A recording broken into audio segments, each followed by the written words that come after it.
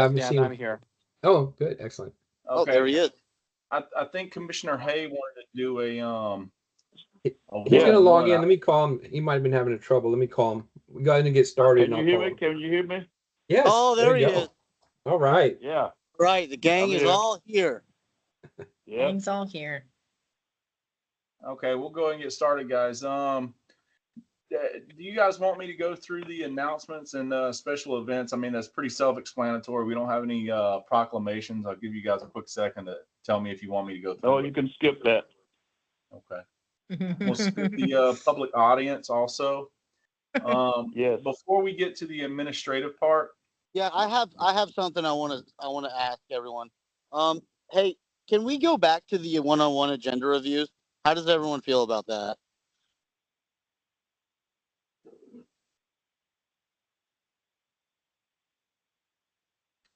I'm assuming you're talking to the commission, correct, Commissioner? Yeah, Turner? I'm talking to my colleagues and staff. I understand the reasoning, but I think we should have that option to do the one-on-one reviews. Well, if you guys I'm not give sure I understand what you're talking about.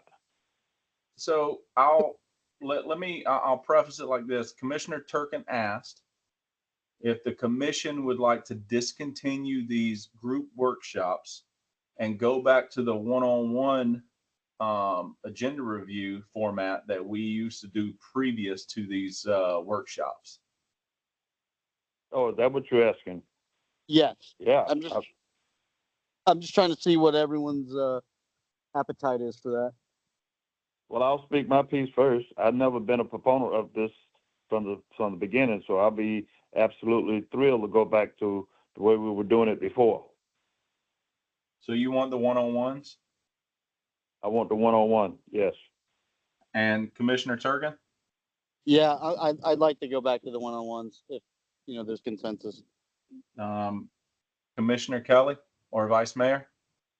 I'm kind of indifferent about it. I don't mind doing these. I know that the reason was we each were having individual ones, and it was causing calendar conflicts and scheduling conflicts for staff. So, but so I'm kind of indifferent. I kind of feel like if this kind of gets the word out and us talking about different things in advance of a meeting, then maybe we can, we can kind of minimize our time. Whereas having individual agenda reviews where each, there's not a conversation that we're having to kind of solidify some questions or issues in advance of a meeting.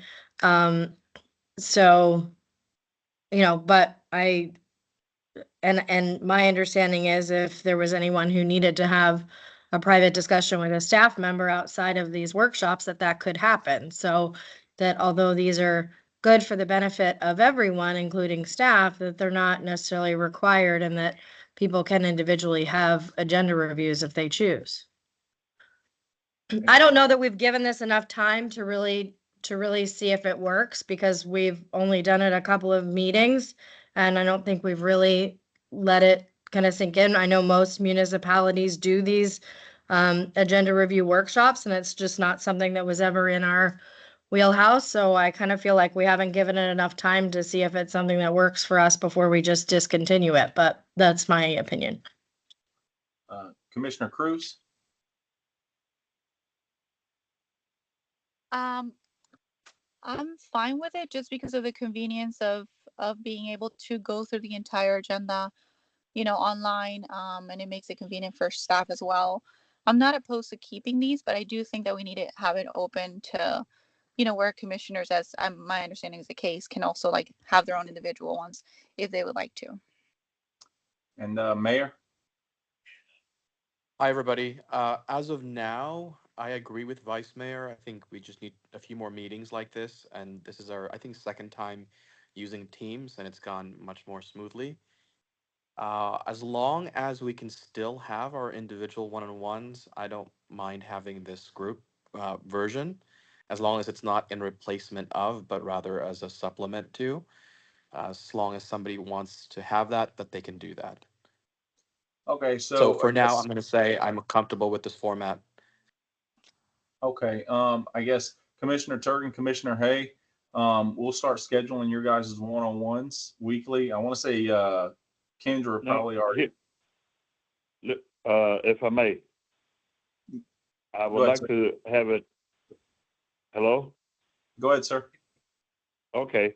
I'm not a strong objection to this style of agenda review, but I would like to have the option, of course, to have one-on-one if I deem that I need it. Okay, so I guess my position is to go on with it. We can fine tune it and try to make it work, but I'd like the option. I don't want a scheduled time, every week or every other week or whatever. I want as needed as far as a one-on-one is concerned. So I'll go along with the majority here to continue this format until we can give it enough time to work. Okay, understood. Can I ask a question? If you were going to do one-on-ones, would you rather be on a Monday or Tuesday, or not? Not in I'm talking about if you were going to ask to meet with us to go a little bit more detailed. I would So we rather can- I would rather do it on a Monday. Okay, Commissioner Turkin, if you were going to need a Yeah, supplemental. Okay, Monday or Tuesday. Yeah, so Okay. whatever. I'm flexible after like 4:30. Okay. Yeah. Okay. Thanks. All right, excellent. Okay, I'm But I gonna would go let ahead. you. I would let you know. I would let you know ahead of time. Okay, understood. Excellent. I'm gonna go ahead and get started with the administrative portion unless anyone else has anything before we move on. Proceed. Go ahead. Okay. Go ahead. The advisory board appointments, the majority of these are going to be library appointments. And I think we have one firefighter trust pension appointment is Desiree Patterson. Everything else appears to be library appointments. So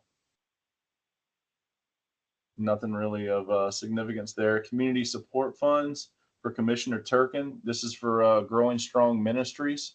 Is that correct, Commissioner Turkin? Yes, thank you. Okay. So we'll get started with a consent agenda.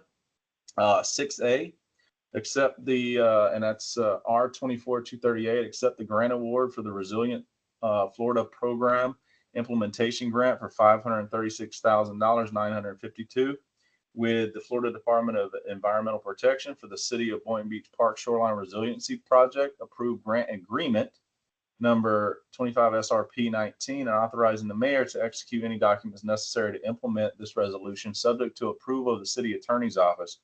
So this is a 50% matching grant for $536,000. This is the Living Shoreline. I believe this is Commissioner Turkin's project. This is for the is Rebecca on or no? Lana. You No, mean I don't Lana? believe I'm she's sorry. I on. don't know what. Sorry, I'm sorry. No, No, Lana. she's not on. But I can answer any Okay. questions. Yeah. Yeah, I just And I want to can make sure answer this too, is. Andrew, if you need it. Yes. Sorry. Okay, Sorry. great. Yeah, I just want to make sure that this is. I looked at the backup, but this is indeed for the intercoastal portion of this project. Correct. And are we utilizing those structures that we had seen in that previous presentation? The what? Those. So for this grant for the Living Shoreline, right? So when we had reviewed this with Lana, we were looking at. I think they were like they looked like jacks, Right. right? Is this that? Yes. Correct. Okay. All right. I just want to make sure. Okay. All right. So I just want to make sure we're all in line here. Okay. Just a clarification, Commissioner Turkin and Andrew. This is basically, we are going to have a GES consultant look at what are the best ways to do some of these things. They'll come up with some recommendations, and then we will go ahead and do the project in one place. So it could be those arches, or it could be slightly different, but it'll be very similar. Yeah, because I saw in the back of like majority of these funds are utilized for like the planning and the engineering of this, and then I think the rest was looking at construction. Is that correct?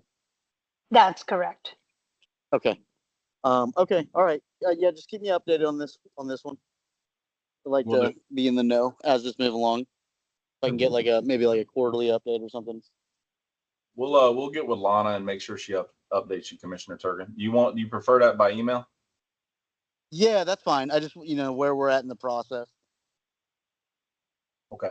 And I think the other thing too to look at maybe after we go through this planning phase is looking at maybe doing like some multi-jurisdictional contracts with our neighboring cities. I think that's an opportunity. I don't know if that's realistic or not, Poonam, but I know that there's other municipalities interested in achieving this with us. We are absolutely talking to Palm Beach County, as well as we talk to Delray all the time too. So yes, absolutely, we can do that. Whether we can do it with this project or future projects, that I'm not sure of, but we will continue having conversations and really trying to collaborate so we can get most out of it. So you're absolutely Okay. right. That's the intent. Perfect. Thank you, Poonam. All right, so we'll move on to 6B. 6B is a fleet end of life vehicle auction. Not really a lot there. If you guys have any questions, we will be happy to answer them for you. I know you've probably seen the last couple of agendas. We're just trying to really just weed out a lot of these end of life vehicles from our fleet, just to make room for new vehicle orders and purchases. C is going to be proposed resolution number R2441, authorizing the mayor to sign the Florida Department of Environmental Protection FDEP consent order for resolution of enforcement action. This is the fine that we got from FDEP in reference to the sewage spill into the intracoastal. I know most of you remember that. I want to say it was a $182,000 civil fine, but I know there's some different, and I'll let Poonam go into detail, or either Andrew, one of the two. There's some different remedies that we can, if we put in some different environmental protection remedies, and I want to say it's $270 something thousand. If we put those things in place, I want to say that's going to mitigate or marginalize a lot of the civil penalties that we're actually facing. You're absolutely right, Dan. So basically, there are two options that the city can take for paying the penalties. You have to pay $1,000 out of the whole thing, which is 183,000 change is what we were given the penalty for. $1,000 has to be paid up front for administrative work that FTEP had to do to investigate and issue this consent order. And then after that, the 173 that's left, if we can do what's considered a pollution control project, a P2 project is what it's called, then we can spend 173, which is the amount. And if we want to do an in-kind project that is not a P2 project, then it's 1.5 times of that a penalty fine. So that's what it is. I can answer more questions. Our outside counsel, Catherine Rosmel, plans to be there too to answer questions if there are, but I can answer more questions right now.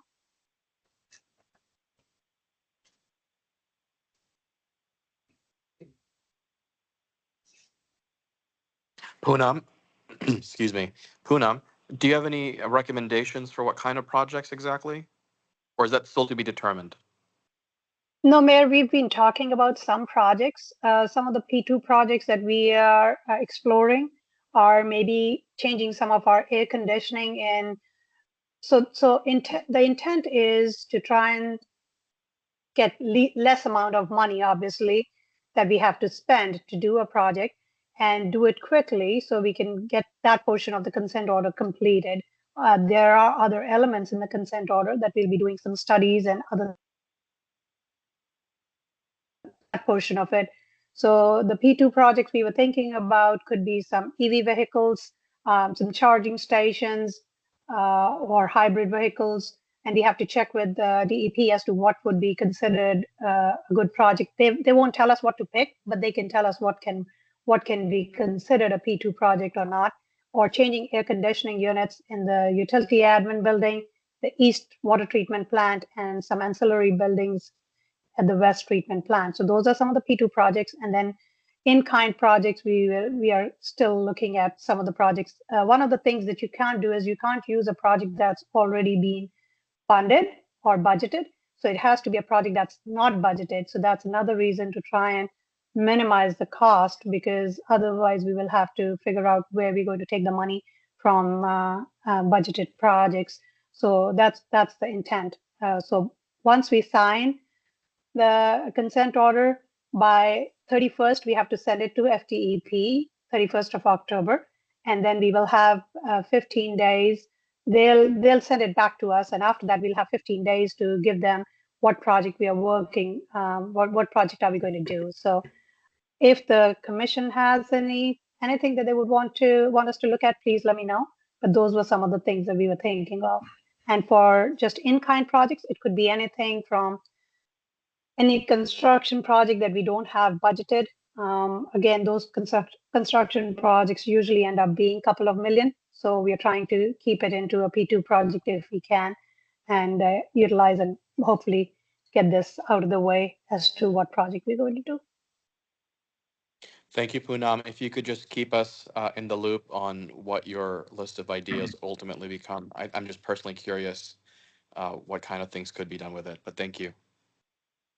Quick question Absolutely.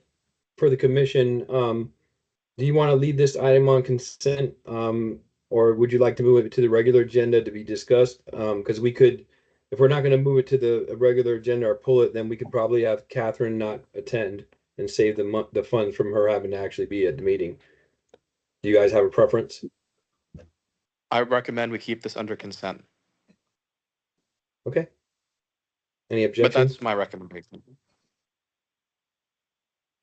Okay. I Understood. agree, and you can pull it for discussion. We can. What reason I'm asking is because Catherine Rosmell is going to attend the meeting. If we're not going to pull it or have it on the be discussed, then we could save the funding for her having to go attend, because it's going to cost us I to see. have her attend. That makes sense. Okay. What's our hourly rate, Andrew? Shauna would have to. I think it's probably like 350, 400 an hour. Okay. Thank you.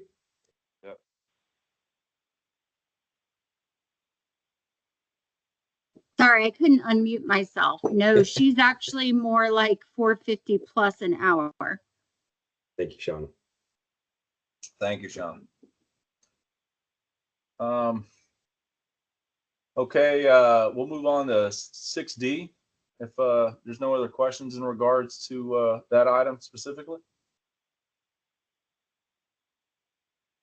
Do you guys want to go over the nuisance abatement liens? I can have Adam Temple go over them. It's pretty much par for the course. No significant changes. No different than any other time we brought that item forward. I think we can just move on. Which I'm one sorry, are we go on? ahead. 6D, Commissioner Hay. Okay. It's our community standard I'm good. nuisance abatements lien. Okay, so 6E, this is the pressure cleaning for our main roadways to promote local businesses. It's in the amount of 70,000, but we also did a contingency of 10%, which brings the total amount to $77,246.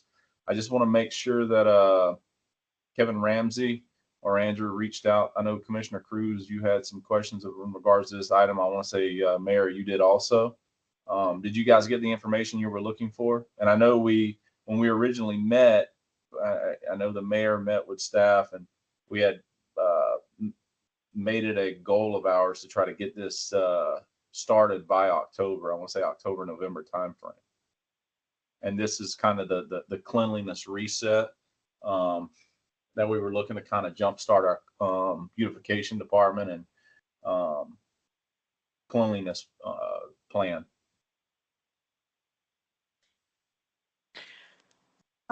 As for me, go ahead. I'm not sure who that was, but just go ahead. Sorry. Okay. No, I know I did have conversations with staff like before that was brought up, and then I had some conversations with you, city manager, about like seeing if we could get some funding for the position to potentially be on the west side of the city. Um, and I think that if we were able to do that, then we could, if we had consensus, we could move forward with it, just to make sure we have that like for the whole city. But that's the last conversation I had. That's in regards to the beautification department that I want to say we've already posted those positions. The CRA, we had a conflict with the funding aspect, and we ended up as a city having to fund that entire program. The CRA didn't provide any funding towards that beautification department, so we were not able to add those positions. Really? Correct. They were going to fund I want to say 100 and was it 142 or 121,000, Andrew? I believe it was 120.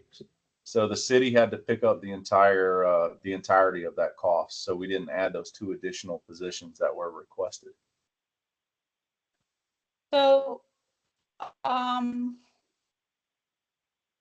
okay.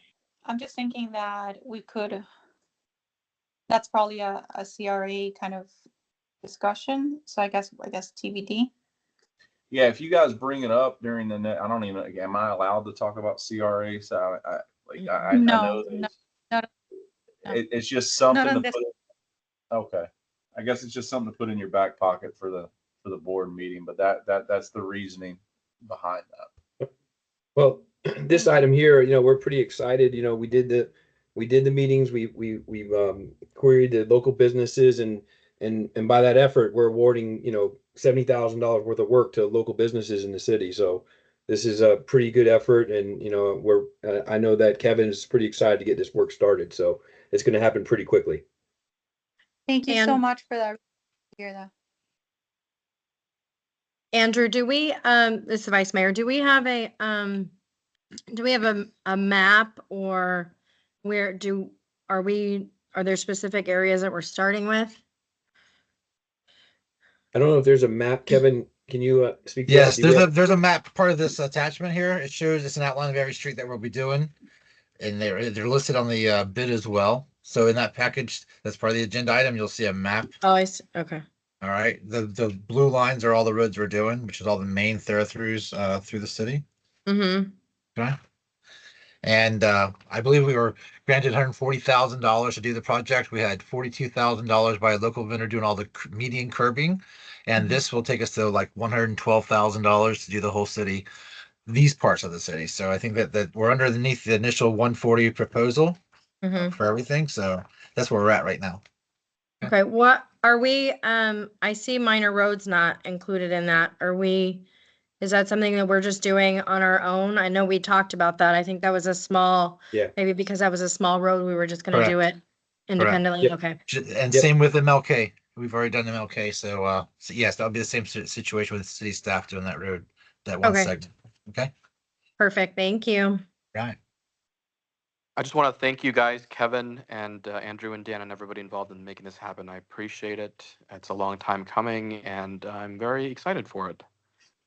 The only thing extra I would add is, I mean, obviously we can't anticipate every storm. Could you remind me what your expected start day was? I just want to make sure that we avoid, we're going to wait until after the hurricanes have passed. And I get that we can't anticipate every single one of them, but I don't want you guys to do all this work only for it to get messed up again and the following week. But other than that, I'm excited. Kevin, can we start him November 1st? We can, sure, Okay. we can. And then It's a how long will it take 57-day to get turn. work? How long will it take to get the 57. work done? 57 days. Okay. Most likely 45, but they always put a little bit of fat in their schedule. So they wrote down 57 days. So I'll hold them to that. Before Christmas will be done, I'm sure. Okay. Well, before that. Okay. So if we start November 1st, we should theoretically miss the rest of the hurricane season. So. Yeah, great. Yeah. Great. Excellent. Hey, Kevin, quick question. As far as obviously this is just a jump start us with doing all these major thoroughfares. once this is complete and we actually get our beautification department up and running, they're going to be the ones actually maintaining that cleanliness on an annual basis, correct?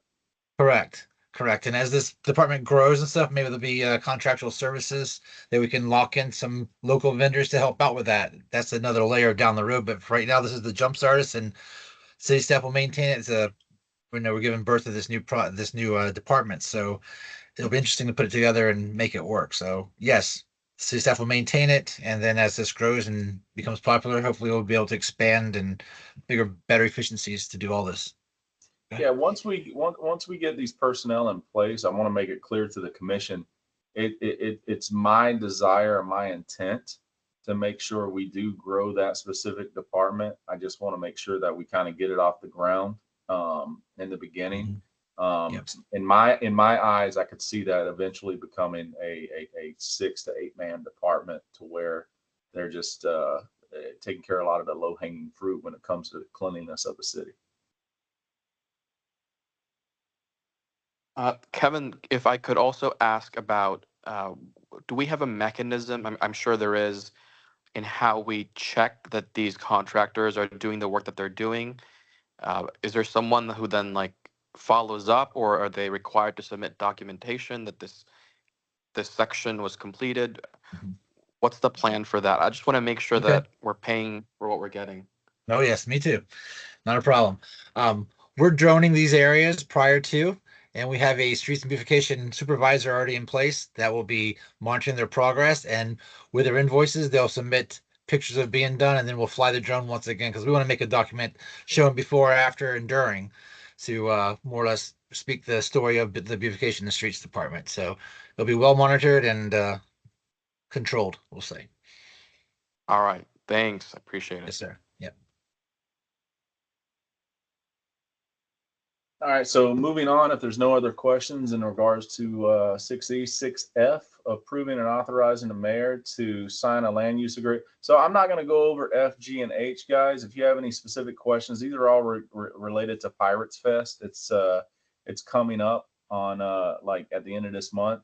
Do you guys have any specific questions in regards to land use agreements at all, or F, G, and H? No, this is just for parking and the use of various land Correct. for the Yeah. event. Right. Yes. Yeah, no, Yes, I'm Vice good. Mayor. Thank you. The only thing I have to let me add, just please don't forget to coordinate with CRA in terms of the rideshare service to help with the parking situation. Understood. I'm going to let Andrew Mack take 6I, commissioners. He's going to discuss, I think a lot of this has to do with our utilities. Cypress Creek, the actual golf course over there just west of the city limits, is going to be undergoing a PUD development, and that's just behind Cypress Creek, but I think it has a lot to do with our utilities, and we have some lift stations out there. So Andrew. That's correct, Dan. So the developer who's going to be redeveloping the golf course and doing some homes there, as a part of the redevelopment, they're rezoning it.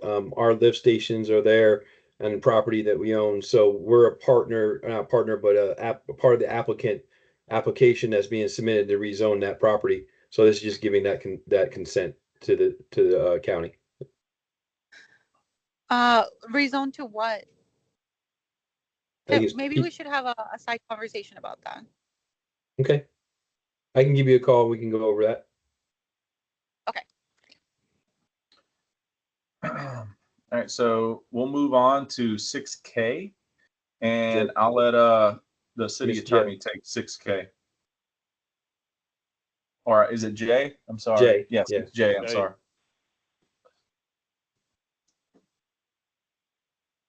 Shauna, are Yep. you okay? Yes, I'm here. I'm sorry. There was back in 2021, there was a person walking down the road and they stepped off the curb in front of one of our police vehicles, and our police vehicle hit them. I would say there wasn't much damage to the person, but we've really been going back. But at the same time, he still got hit by a car. Our insurance carrier made us take out obviously use outside counsel. So we've been using outside counsel, and here we are on the eve of trial. We suspect that a jury is going to award them some amount of damages. And then we looked at that plus the cost of our outside attorney estimated to be about $45,000 to $50,000 to go to trial. So we added those two numbers to meet them in the middle at the 85,000 because we anticipated a jury award of at least 40,000. But again, there's no guarantee.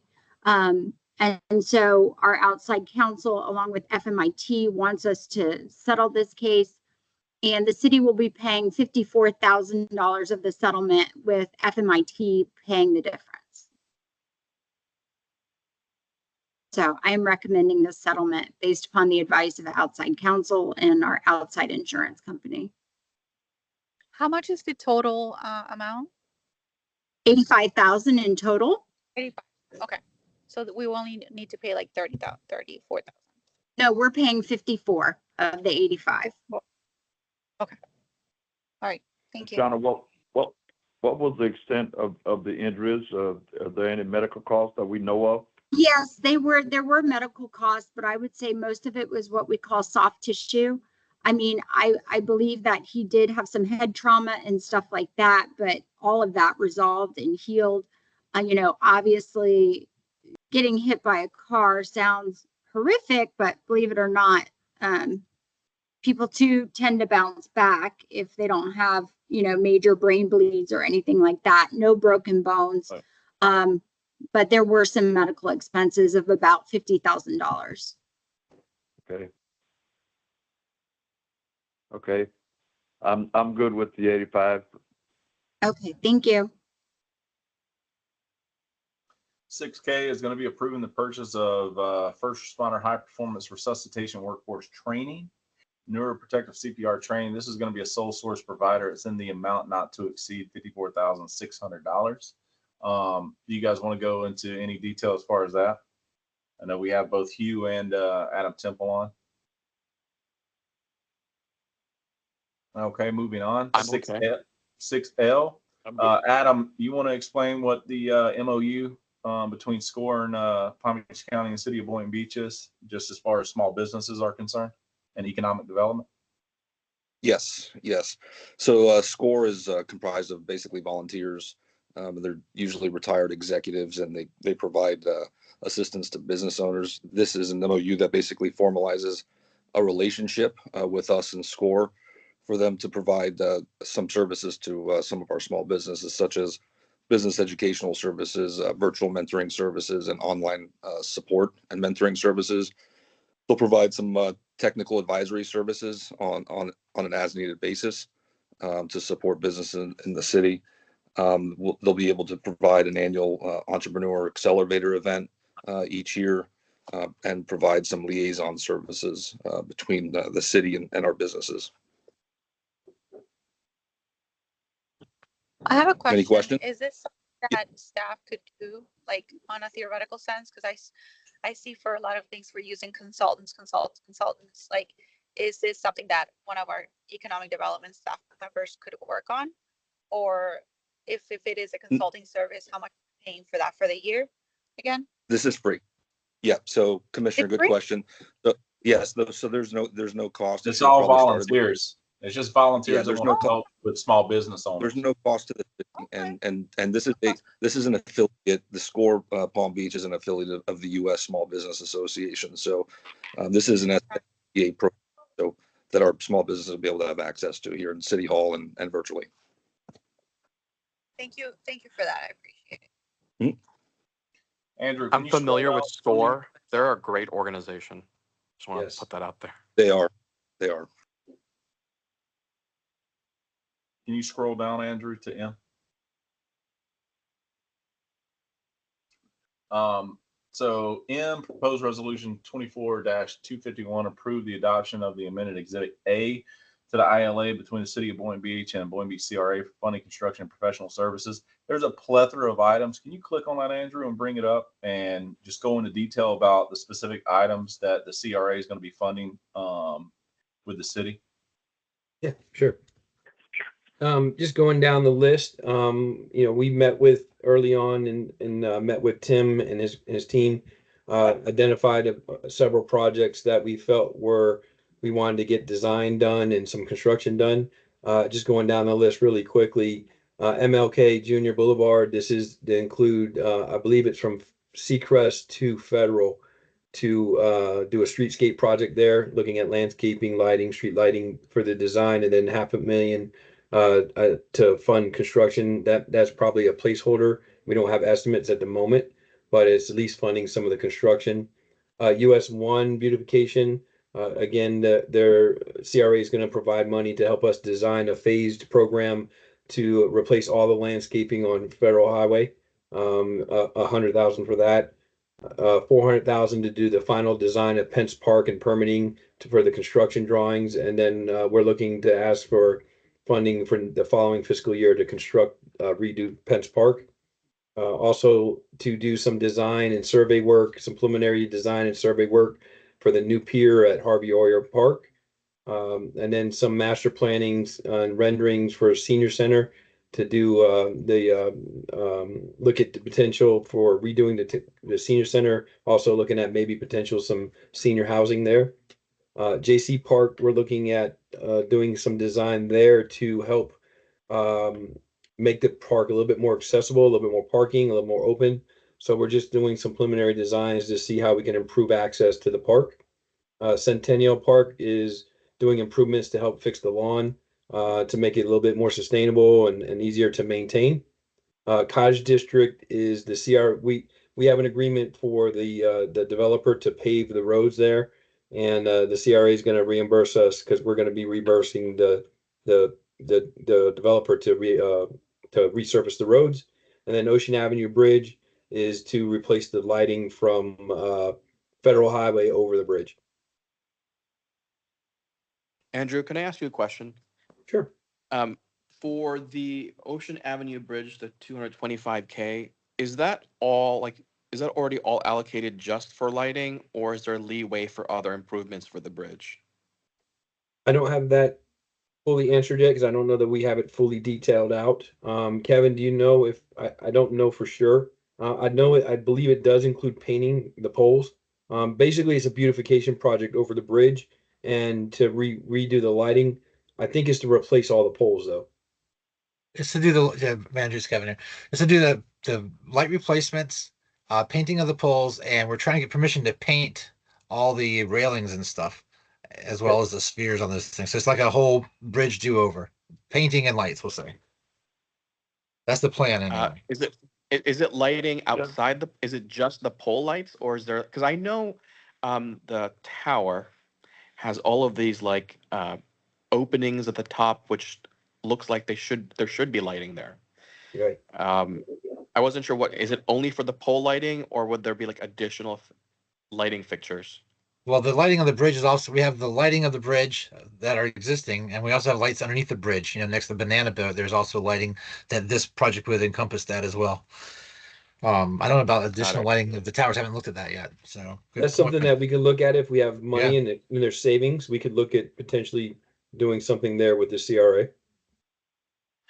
Sounds good. I think we should, and we'll continue that conversation. But I just wanted to share with everybody, that bridge is like another entry to our city, and so we shouldn't forget about that in our process for, creating these entryway signs. I don't know which bridge was I on the other day. They had a projector system. I'm not saying we have to do that, but there are lots of creative and fun things we can do to really make welcome to Boynton Beach really pop on that bridge. Yeah, a lot of uplighting. Let's keep talking about that. Absolutely. That's a great opportunity, and I'm glad you mentioned it because that's something that we'll definitely look at. Thank you. Andrew? Yes, sir. That being said, this is an entrance to our city. I want to make sure that we repaint them the teal color rather than going the black. Is that what we're doing? Painting them back the color that they are? That is something that we'll bring to the commission before we award the contract to finalize the color. That there is discussion, so we definitely want to get your input on that. Absolutely. Because to me, the TIA has the character that I would like to project for our city. Yeah, I know that. So we'll discuss that. Yeah, when we go to prior to us awarding the work, we'll make sure that we have that discussion. We can either do Okay. it as part of the award or prior to. Sounds good. Right.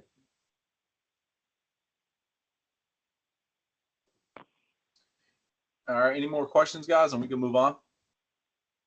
I just have one more for the senior center design. Yes. I'm not sure if we're there yet, or maybe it's still premature. But is it just the design for just senior center, or are you going to lean towards? I think we've had discussions about it before. A senior center with housing or some other complex, or We is don't that really still to have. be determined? It's still to be determined. We haven't really developed a scope for that yet. When we Okay, met with the CRO, you kind of budgeted some money to make sure we can get a consultant to start the process. But that is something got that it. we're All going right. to have. Just we're going to look at that as a part of the discovery phase of that project for sure. Okay, great. Thank Yeah, you. yeah. I'm glad you brought that up, Mayor. I want to have that conversation, um, because we did discuss this in the past, and I think the mayor had brought up like housing and revamping the senior center and combining those properties. So I want to make sure that we have that all laid out before moving forward with that consultant and someone to design. And what do you guys think about that? I agree. I think I think that we need that information so they can accurately write the scope for the consultant. That makes sense. Correct. Yep.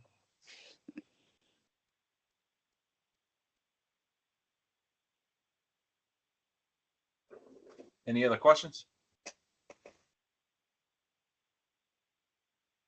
Okay, we'll move on to N. N is two separate drainage easements for Coquina Cove. This is part of the ongoing project there to help with drainage. It's two 24-inch outfall um, pipes that are going to be part of that neighborhood improvement project.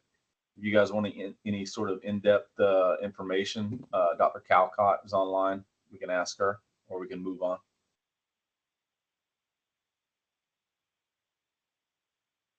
Okay. 6O is approve the purchase AWC A102 anti-scalant for the wastewater treatment plant in the amount of $67,100 from the American Water Chemicals as a sole source supplier. It's in $67,100. I think this has something to do with making sure the membranes that we use out there aren't leaking minerals into the water. Okay, we'll move on. 6P, accepting a grant award for the general program support grant for $36,878 with the Knight Foundation. Execute all future documents associated with the grant subject to approval by the city attorney. This is our Arts and Cultural Center programs. This is a grant that's going to be used to provide programs to the public. If you want any questions on this at all? Okay, we'll move on. Which I do have a quick question. I just want to know which programs, or is it just for any arts and cultural programs? It's for general. It could, Yeah, it's for general general, use okay. for our programs that we have over at the arts and cultural side. I think, is Kelly on or Craig Clark? No, but Myrna's on for this one. She kind of back-ended this. Kelly did put out for this, and then we had to wait on some paperwork. But Myrna might be able to answer a few more questions about it. When I spoke to Kelly, they're not really, there's just a pot of money that they can use for programming. There is no programming set yet at this point. So if there's something All that right, we want sounds to good. look at, that's something that we could talk about offline. Yep, I appreciate it. I'm just glad it's a good thing, right? So Yep, thank you guys for absolutely. doing the work. Yep. Kelly did a great job in Myrna getting the money for this. 6Q. This is just a subordination of a utility easement interest for parcel 800 point. Basically, it's a subordination for the easements in regards to the Florida Department of Transportation widening Woolbright Road. So, and R is the commission meeting minutes. So we'll go on to 7A now. 7A is a proposed resolution, R 24-257, approved piggyback agreement with Pantropic Power Inc. for equipment rental and related service to maintain an emergency backup generator for the East Water Treatment Plant in the amount not to exceed $136,871. How many generator? We had a couple of generators go down. Is that correct, Andrew? No, this is the generator that's there as the backup for the main plant at the East Plant. The project that we're working on that was grant funded, we just need to rent for a little bit longer. When that project's finalized, this will be something that we'll get rid of. We won't need it. What? This is the one that we've been going through for the last 4 or 5 years. Correct. All right. 7B, piggyback agreement for Hurt Rentals for the rental of portable generators, light towers, various related rental equipment for special events division in the amount not to exceed $150,000. So what this essentially is doing is creating an amount, $150,000 for purchasing orders that Gabby and the events crew. So as opposed to doing it individually, we're basically just doing a blanket agreement to where we're going to have $150,000. They're going to be able to put forward purchasing orders up to and in the amount of $150,000, so we don't have to come back to the commission over and over and over again. And you'll see this, you'll see another one like this on 7E, and it's going to be approved a piggyback agreement with BFAV doing business as All Stage Production for the rental of soundstage lighting services in the amount not to exceed. It's the same exact thing, and we're just piggybacking off the city of Delray. If you guys have any questions, Gabby, are you on? Yes, I'm here. Okay. Do you guys have any questions? I know this is something that we're changing from what we've done previously.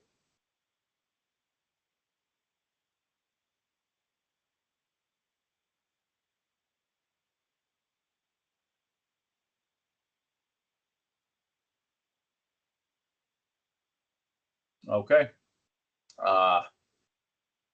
Another utility, this is approved purchase AWC polyphosphate corrosion inhibitor for the water treatment centers, an amount of $107,000. If you guys have any questions, Dr. Calcott's on. Last is a piggyback, and that's going to be 7F, and that's with Extreme Networks for the purchase of network equipment. This is an IT item.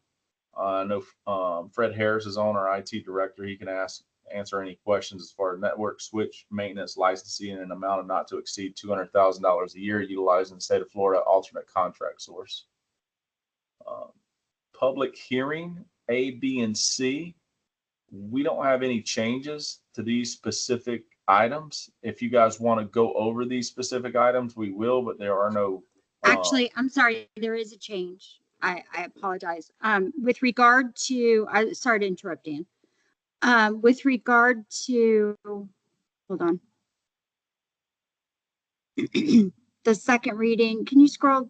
Oh, for the flood prevention requirements, the state reached out to us and told us that there was one other section that needed to be changed. So that was added. And all it adds is, if you open it, I can show them if you don't mind. Thank you. It's thinking so. All right. Oh, there you go.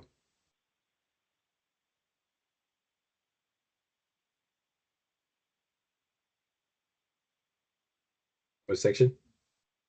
So it's going to be section 4 right here, 2A, and you'll see the changes. Wait, yeah, are just we took away or floodway data, and then we changed it, corrected this to reflect the correct sections because the sections had changed. And that was not in the prior reading. So that was something that was pointed out to us just last week. Okay. Thank you. I stand corrected. There was a change. Okay, can you scroll down to 10, Andrew, please? So last two items is 10A, and this is a first reading of ordinance City of Boynton Beach, amending the Boynton Beach Administrative Amendments to the 8th edition of the Florida Building Code. This is just going to be general housekeeping items. I don't know if you guys really want to go in depth. I think you're more interested in 10B. And 10B is going to be our school zone camera item, and it's award and approve a piggyback agreement with American Traffic Solutions, DBA, Vera Mobility, utilizing the City of Tampa contract for services related to speed detection cameras in school zones, subject to the final approval of the piggyback agreement from the City Attorney's Office. I know there was some during comment on the last agenda that we had with this particular item, and there was some concerns that were brought forth with the, I want to say it was the City of Plantation or was it the City of Davie, how they actually, hold on, but we were originally going to do a piggyback off of either Plantation or Davie. I can't remember which one, but supposedly that wasn't procured correctly. So we had to go out there and look for a contract that was procured correctly. And like Commissioner Turgan had just referenced, Adam Temple found that Tampa had just did a contract that was procured correctly with Vera Mobility. And I'll let Adam take it over from here, and he'll give you guys some more in-depth information as far. And Chief DeJulio, are you on also? And I'll let you guys go ahead and brief the commission from this point forward, since you guys got the granular details as far as like that Tampa contract. And I just want to, I know this is going to be an item that's going to get a lot of discussion. I understand that there's a lot of people interested in the background with this item. And I just want to say that the only thing the city's interested in is making sure that we get the infrastructure in place, because it's just going to be beneficial to us as a city and also from the public safety side of things. And I know we're kind of getting bogged down in which vendor we're going to go with, but at the end of the day, I think the main concern here is making sure we're moving this item forward and that infrastructure gets put in place. And we could obviously look at the vendor aspect of that as well. So with that being said, Adam, Chief DeJulio, you guys go ahead and take it over. All right, Dan. Yeah, so I don't have a whole lot to ask or respond to, or add. But last September, you guys requested that the staff go back and evaluate different piggyback options for the speed detection cameras. So, staff did go back and they evaluated a number of vendors, particularly those that had originally responded to the RFP, compared some of the available piggyback options, and determined that the Vera Mobility piggyback contract with the City of Tampa was the better option for a number of reasons that I'll ask Chief DeJulio to explain. Good afternoon, Commissioners, Mayor. Like Adam stated, we looked at the vendors that participate in the RFP. And as you guys requested, we looked at competitively bidded contracts. And we were able to, and I did do a presentation for the commission meeting, basically identifying the contracts. We worked with procurement to make a determination if it was something we can piggyback off of. And after looking at the available contracts in the state of Florida, only 5 of the vendors that participated, 5 of the 6, actually had contracts that were in the state of Florida. Of those 5, only 3 had contracts that were able to piggyback off of. One was Vera Mobility had the Tampa contract, Red Speed had the Plantation contract, and Blue Line had a contract with Chula. Ultimately, we are recommending the Tampa contract that Vera has with Tampa, partly because we've had an existing relationship with Vera for 13 years. And we already have the back office system in place. And from a staff perspective, it would be seamless to move forward. Plus, we also have that relationship, and I think that's extremely important.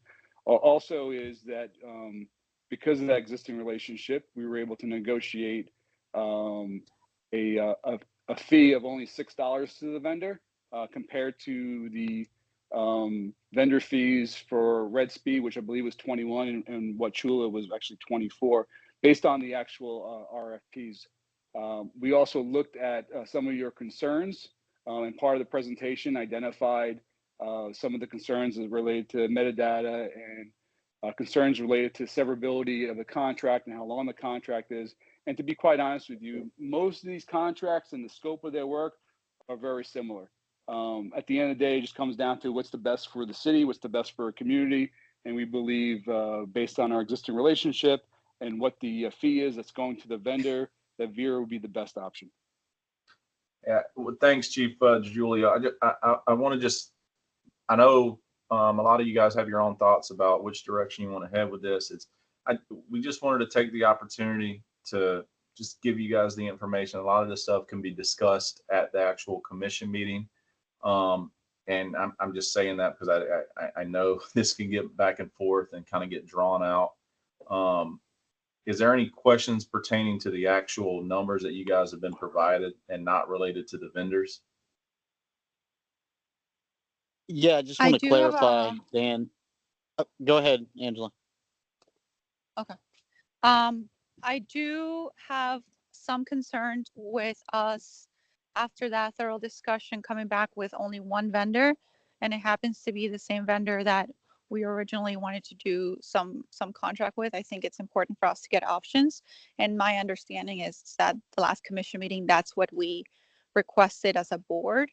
And that is what I believe should be happening. And if we're going to renegotiate or open the door for another contractor to lower their prices, we need to do the same for everybody else, because if not, we're not being transparent. No, I completely agree with you, Commissioner Cruz. And if another vendor wants to match all we're trying to do is look what the best option is for the city. And if another vendor wants to match whatever offer that is on the table from whatever vendor it is, by no means are we picking or choosing sides. All we're trying to do is look for the best option that's going to bring the most amount of revenue back to the public safety entities within the city. That's all we're doing. I Yeah. just want to add something. But in reality, sorry, just last thing. Like in reality, we are picking a side because we are giving the commission only one option with one vendor who we've had, I'm guessing staff has had follow-up meetings with that vendor, obviously, in order to get an updated rate. So in order to be fair to everybody, then we need to give other vendors that same opportunity to be able to work with staff and have communication with staff and figure out, what the golden number might be, or what they're providing that's different. Because again, we should have options, and whatever the commission decides to do, but having one option is basically having no option at all. So do you want us to go out and look at maybe a couple other different piggyback agreements and speak with those vendors and see whether or not they'd be willing to work with us to bring their pricing down? Is that what you're? Yeah, I mean, that's kind of what I thought we were doing since the last meeting. That's what I understood, but I could be wrong. Can I add something? Yeah, sure, Chief. And then, yeah, go ahead, Chief. All right, we did an evaluation on all 5 vendors. There's actually 3 contracts you can look at. I'm just giving you my recommendation as the subject matter expert in it. But however, we do have the Red Speed Plantation contract. I did the analysis on that for the presentation, as well as what Chula. Eustis doesn't have one that we can piggyback. Not Eustis, sorry. Ultimate only has Eustis, the city of Eustis. We can't use that, but I'm also asking them for additional contracts, which they provided to me and I gave to procurement. So you'll have multiple options. I'm just giving you my recommendation. I'm giving you, and also you'll know what contracts are going to be out there that we can piggyback. So you'll have those options available in the presentation. Thank you, Chief. I do appreciate that. And again, like if we're negotiating on the side with one vendor that has a piggyback agreement out there somewhere, we must do the same thing to everybody, because we don't want to have any lawsuits or say, hey, they treated me differently, especially after we've had a couple of meetings and I saw a bunch of emails before the last meeting. So I just want to make sure that our process is perfect and that there's nothing that anybody can say to try to point fingers down the road. That's all.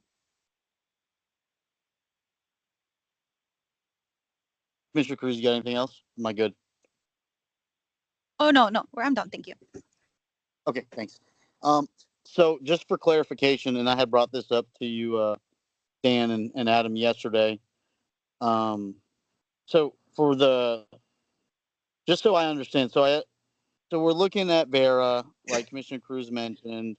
That's the vendor that we're currently negotiating with because we have a relationship with them. You know, in that comparative analysis that Adam sent, you know, those numbers were typically high, except for Vera. I think it was $6 per citation, right? And that was, is that what we're going to negotiate, or is that a different contract? Because if we can allow for continued negotiations to get the best deal possible, that's what I would like to do. But if Vera can offer that $6 per citation, I think after the 2 tickets daily, I mean, I don't see a better deal otherwise. And I would imagine other vendors would open up for negotiations to try to match that deal.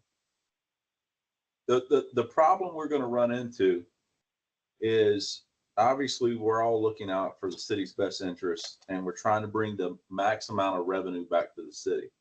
So whatever we negotiate with our contract here, other cities are going to look at that are looking to do the same thing. So if and obviously we're just looking out for the city of Boynton Beach, but all this stuff is going to be public record. So I think at the end of the day, a lot of these vendors know that, and they don't want to lose out to other cities as far as like from a monetary standpoint. And I think that's really what's at hand here. I mean, Chief, you can chime in at any point. Right. I guess my question. So here's where I'm at with this: is there's multiple vendors. We've gone through the RFP process. I believe we've hit all the legal check boxes in procurement. If I'm wrong, please correct me, Shauna or Adam. Have we done everything legally to mitigate or prevent any potential lawsuit? Adam? I can chime in if you'd like. It's Stacy. I went through after the chief looked at after the meeting. Excuse me? I don't think she knows she's not muted. Apologize. The chief provided me and procurement basically a number of contracts from everything that they found that was available within the state of Florida. Myself and procurement looked at those and determined which of them were actually competitively procured and therefore piggybackable, which only left us with 3 options at this point. So those were the 3. I did an analysis, and Chief DiGiulio did one as well with respect to, comparing the terms in each of those agreements side by side, at which point it really becomes a business decision as to how you want to proceed. But from a legal perspective and from a challenge perspective, our procurement policy allows us to piggyback from anyone else's competitively procured solicitation. So it really depends which business terms benefit the city the most. Okay, and then so when once we are allowed to piggyback, when we enter that piggyback agreement, we then have the ability to negotiate with that piggyback contract, correct? So your ability to negotiate is very limited. When we talk about a piggyback, you are essentially taking the terms and conditions essentially as they are written from whatever contract we are piggybacking off of. However, for something such as price, if we are able to find a price and they are willing to agree to give us a better price, that's not a material deviation from the specs of the solicitation. But if, for example, you said, oh, well, they went out to bid for widgets and now I want to buy, a whole different product, that's a material deviation. But within terms within the contract, there's some limited ability to negotiate. So I think if you were saying, we're willing to take all of your terms and conditions in your contract, and the only thing that we're trying to change is the price, that still leaves you in the land of a piggyback. When you start deviating on every term and you're really just negotiating a new contract, then you're outside of the scope of that.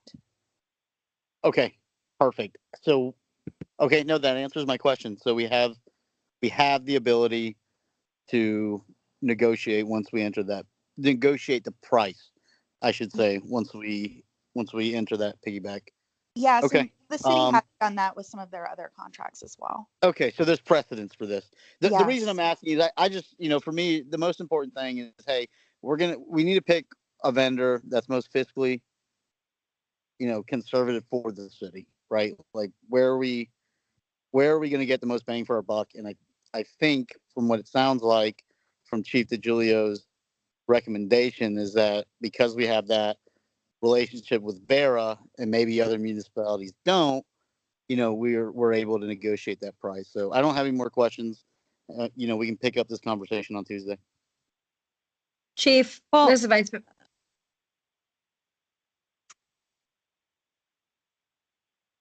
Hello? no, I don't want to interrupt. You wanted to say No, something. go I'm sorry, ahead. go ahead. Go ahead. Okay.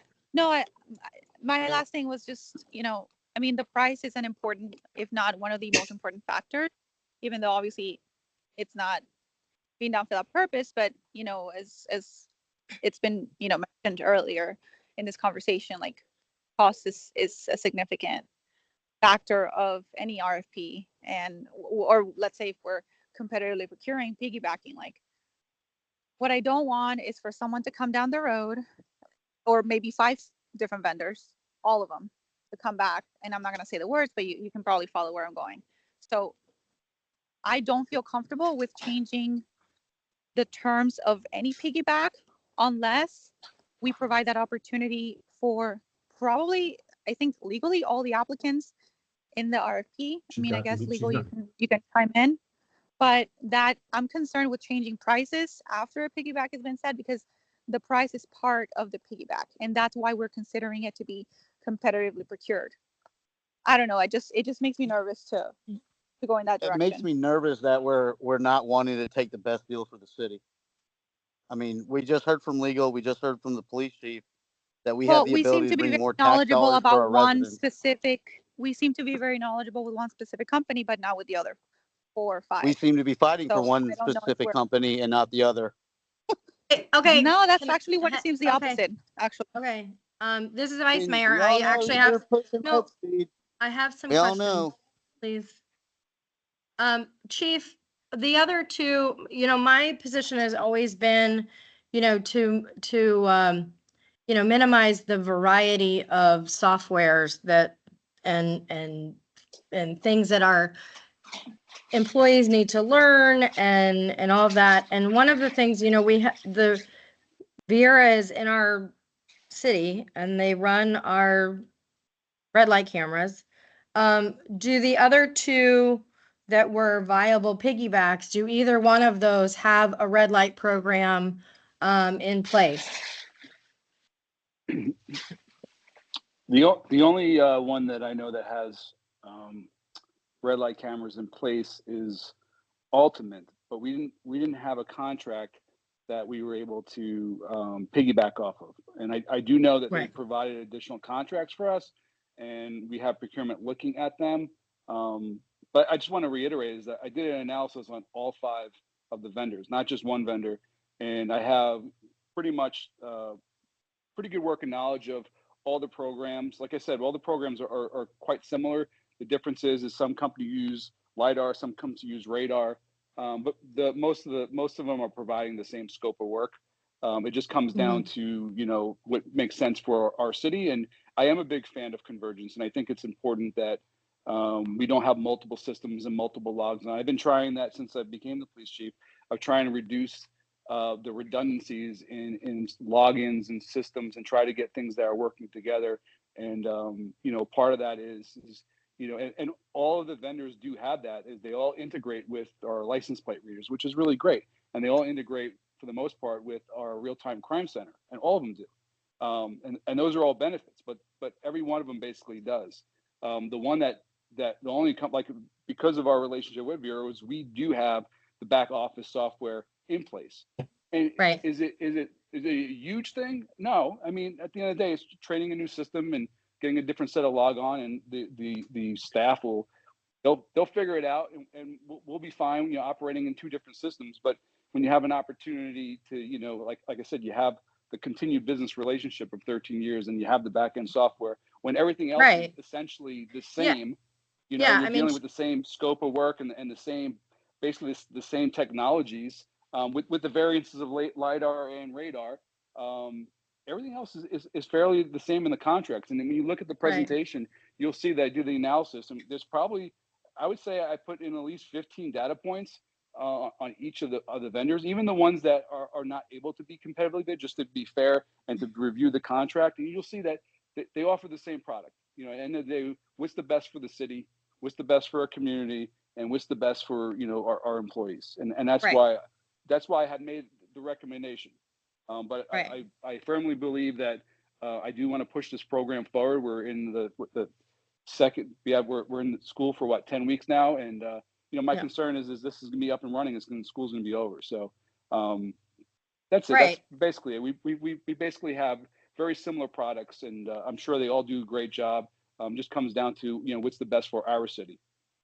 Well, and Chief, that's kind of my, you know, I know that there's been this conversation of Vera sweeten their deal, but I think even without them making any such moves, because of the infrastructure that's already established in our city, and because the piggybacks were all virtually the same, and the other two companies don't offer a red light camera, so we can't see a long-term use of that company, because why have multiple softwares? Why have multiple companies providing infrastructure that then we have to coordinate and make sure it connects and it works with our system? And I mean, my understanding was that we're not looking at three, you know, one is completely like off. They're all virtually similar piggybacks. And that even without the sweetened deal, which Vera would have been a better option because of what they've provided the city in the past.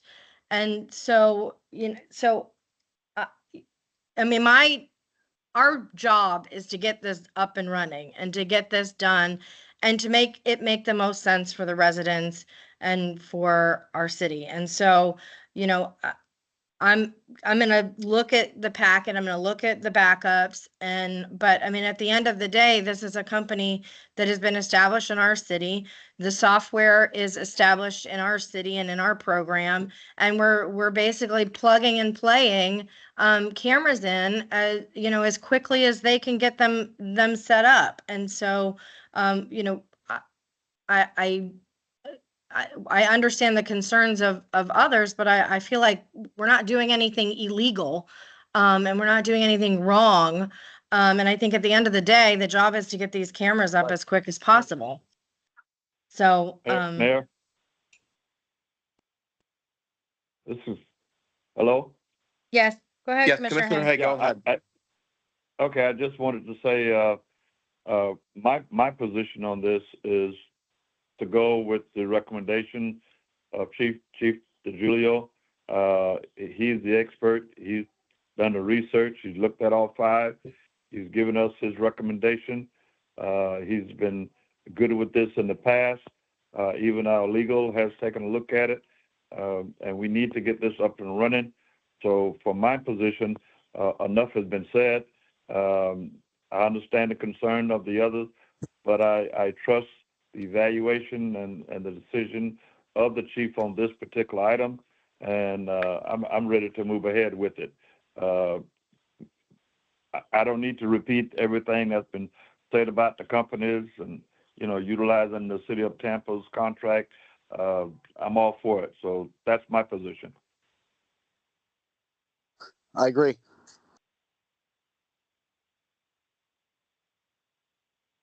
All right, we'll move forward then, and if there's any further discussion, we can look at it on commission night. Okay, last item. This is item brought forth by Commissioner Hay. It's item 10C, discussion regarding supermajority voting versus simple majority voting. During the commission meeting, this was brought up towards the end. We didn't get consensus from the commission. We still added it during the workshop just because I know the mayor had mentioned that we could discuss this item during a workshop as a draft.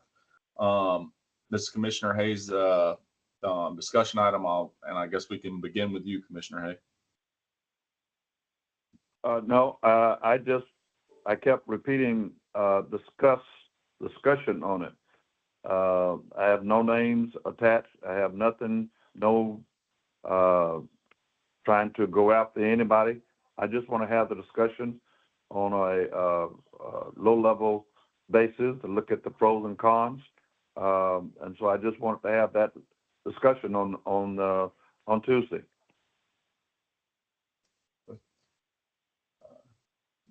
Anyone else want to chime in?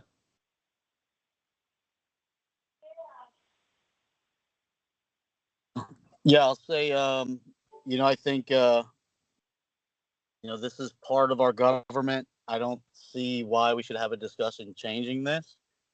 I'm not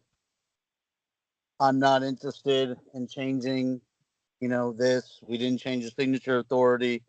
We've been doing the same thing for years and years and years. Obviously, this is very surface level, so I'm not exactly sure what Commissioner Hay is pointing towards, but if it is indeed changing a supermajority vote to a simple majority vote from 4 to 3, I'm not in favor of even entertaining that.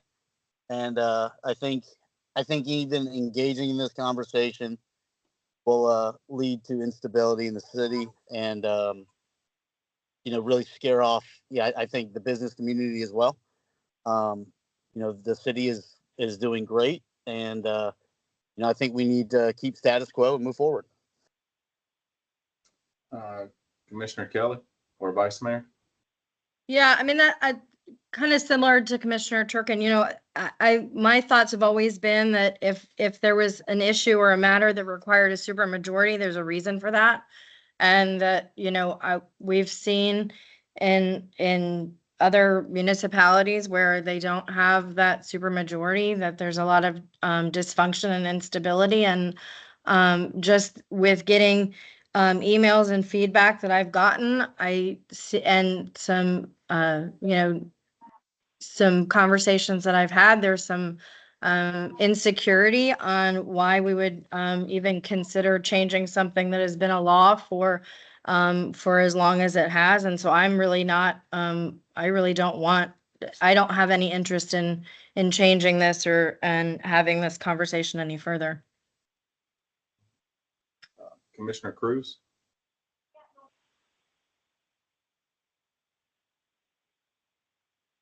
So I would say, I mean, if we want to have a conversation, there's nothing wrong with wanting to have a conversation. I think we need more like details as to what is being questioned or required.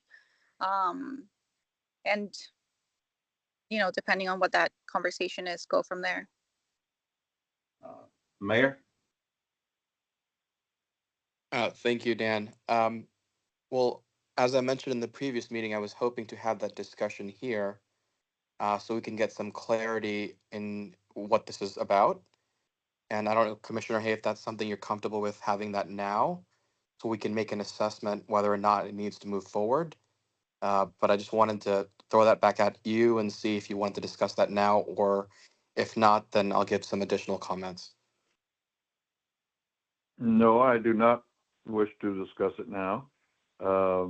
There's no names attached here. I will have the discussion on Tuesday night. Just for clarity, so I hear you're saying no names. Forget the names.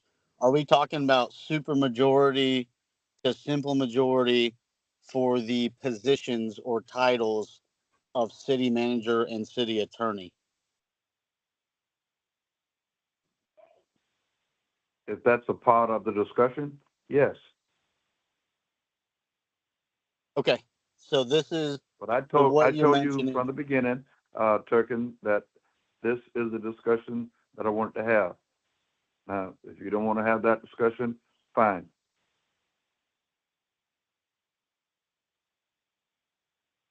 We're just looking on consensus, guys. So I think it's back to the mayor.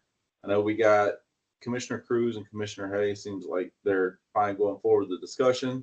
Commissioner Kelly and Commissioner or Vice Mayor Kelly and Commissioner Turkin seem like they're against it. So I guess it's pretty much on you, Mayor. Thank you again. I'm sorry. Go ahead, Commissioner. Were you about to say something? Yes, I think in this case, I think Commissioner Cruz said it. Well, let me just put it this way.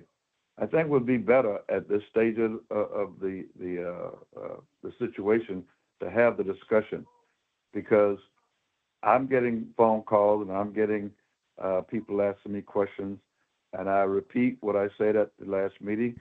It's just a discussion, okay? If we would vote now to not have that discussion, I think it would down the road bring more harm than good. I disagree. I have received a lot of phone calls, a lot of emails, and there is a sense of panic within the city, and even more so with our city staff. And I think it's our duty as elected officials to calm this now.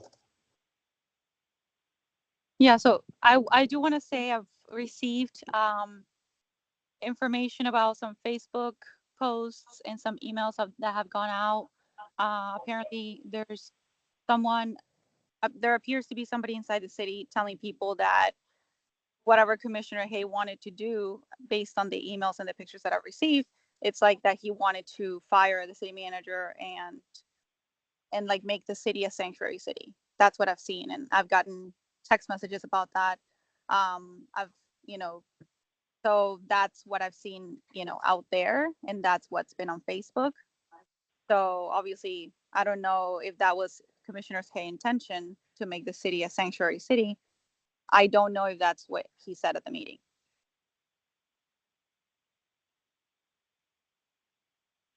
Well, Commissioner Cruz, I don't think he said anything. He didn't say any of that during the meeting, right? And so I'm a little bit torn because I feel like Commissioner Hay should have the opportunity to kind of just clarify his intentions, and I was kind of hoping that we'd do that here. Right. But at the same time, there's so much of the rumor that's going on that if I were in his shoes, I can understand why he would want to clear up his name. I understand that, right? If it had happened to you and there was lots of rumors about you, I'm sure you want the opportunity to clear that up. Uh, at the same time, I understand what Commissioner Turkin said also. I mean, there is a lot of anxiety and nerves right now from city staff, from what I'm being told, and that's not my goal either. That's not my intention. Um, you know, I can support a conversation to give Commissioner Hay an opportunity to clarify his intentions and what what was said or not said. But I'm a little hesitant on changes because the goal here is not to have our staff scared. That is certainly not my goal.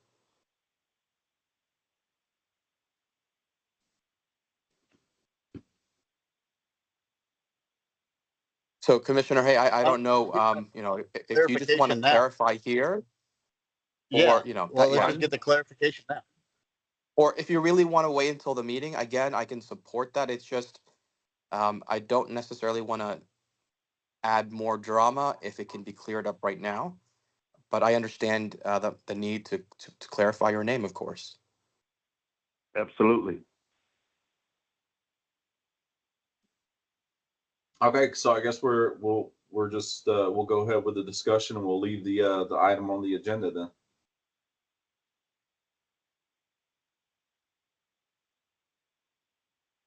Does anyone have anything? Nope. I just want to make sure. I just want to echo the thing I brought up at the last meeting about the workshop for the mall. If that does go under contract, making sure that we partner with the potential buyer and have like a community charrettes if we can, if they're willing to. Adam, do you is that for public consumption? Who that interested purchaser is, or is that something that's like, I guess when we get a timeline and they're okay with that, can we set a couple of charrettes up? I'm sure especially the west side of the city, is going to be very, very interested in what's going to take over that 100-acre parcel. Yeah. Yeah, so I don't believe it's been marketed for, it's back out on the market currently, even though we anticipate that happening here pretty soon. But sure, once it does go under contract, or we will work with the current owner who wants to go through the entitlement process along with the contract purchaser to get some community input and some input from the commission as well.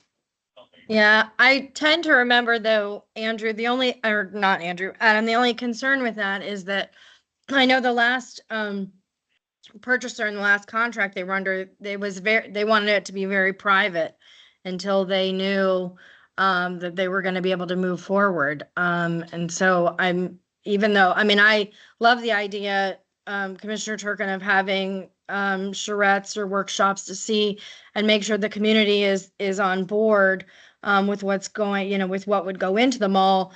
But I know that the last time they were not, because it wasn't a, public-private partnership, they weren't really inclined to making it public and to have those conversations. I believe we each had private conversations with them, but so, I mean, Adam, that's something we can definitely, obviously discuss with them, and I would love to see if they would have some sort of community involvement, but, I just want to be realistic and thinking that may not happen the way we want it to, especially if we're not financially and fiscally involved in the process.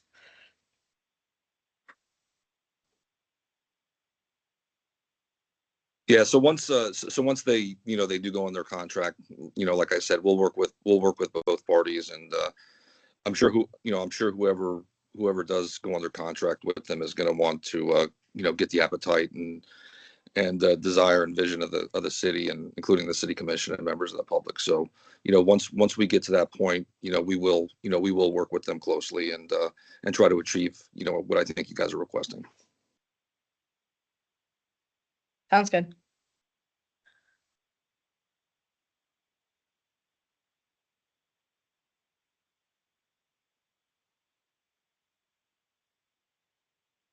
Anything else? Going once, going twice. All right, guys. Thanks everyone for attending. Mayor, do you have something? No, I said I'm good. Thank you. Okay. All right, guys. Have a good evening. Thanks everyone for attending, staff, Yep. and community. See you Tuesday.